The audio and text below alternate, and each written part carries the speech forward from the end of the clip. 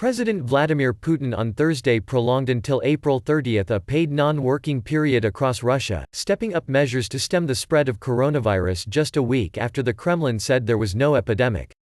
Russia, which has reported 3,548 cases and 30 deaths, has already imposed a partial lockdown on many regions, including Moscow, its capital, which has become the epicenter of the country's outbreak.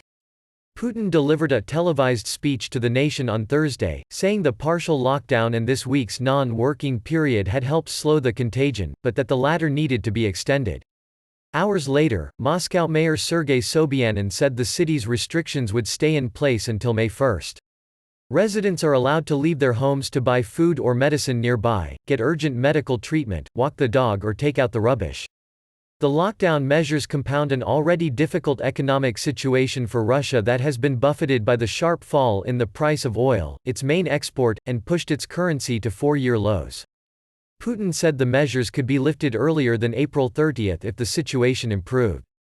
Three senior sources told Reuters this week that the government was considering declaring a state of emergency, but Putin made no mention of that in his speech. Putin gave Russians this week off in a similar televised address on Wednesday last week, although many have continued to work remotely. Putin's use of the term non-working led to some confusion, and the Kremlin later clarified that the measure simply aimed to reduce contacts between people and that anyone who had been working remotely should continue to do so.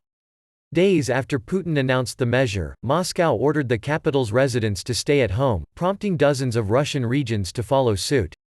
Again following Moscow's lead, Moscow region, which rings the capital, said later on Thursday it would extend its lockdown until May 1. Announcing the move in a statement on his website, Sobyanin, Moscow's mayor, said the city did not currently plan to introduce a system of passes for residents.